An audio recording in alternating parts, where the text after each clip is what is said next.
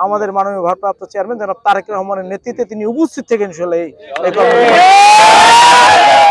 প্রতিষ্ঠাবার্ষিকী আমরা পালন করব। প্রতিষ্ঠাবার্ষিকীতে জাঁকজমকপূর্ণ যে আমাদের একটা আয়োজন বর্ণাঢ্য রেলিটেলি এখানকার যে অর্থ ব্যয় হতো বা সেখানে যে আমরা যে বাজেট ছিল এটা আমাদের মাননীয় বিএনপির মাননীয় ভারপ্রাপ্ত চেয়ারম্যান জনাব তারেক রহমানের সিদ্ধান্ত এবং নির্দেশ।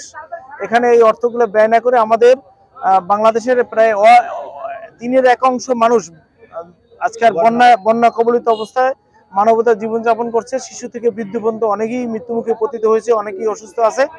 এইখানে ওনাদের সাহায্যার্থে আমাদের এই টাকাটা ওখানে দেওয়ার জন্য আমাদের মাননীয় ভারপ্রাপ্ত চেয়ারম্যান জনাব তারেক রহমান নির্দেশ দিয়েছেন। তার নির্দেশ মোতাবেক আমরা সেভাবে কাজ করব।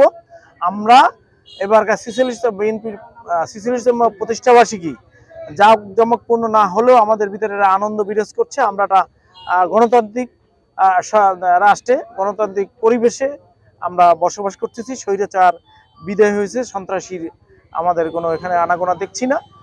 এটাই আমাদের জন্য একটা পাওয়ার ব্যাপার। আমরা সংক্ষিপ্ত আকারে সীমিত আকারে আমরা আমাদের এই এবারকার প্রতিষ্ঠাবার্ষিকীটা পালন করতে চাই। ইনশাআল্লাহ আল্লাহ যদি বাঁচিয়ে রাখে বাংলাদেশের সকল পর্যায়ের নেতা কর্মী জনগণকে সাথে নিয়ে 47তম প্রতিষ্ঠাবার্ষিকীটা হবে। আমাদের মাননীয় ভারপ্রাপ্ত চেয়ারম্যান জনাব তারেক রহমানের নেতৃত্বে তিনি উপস্থিত থেকে ইনশাআল্লাহ এই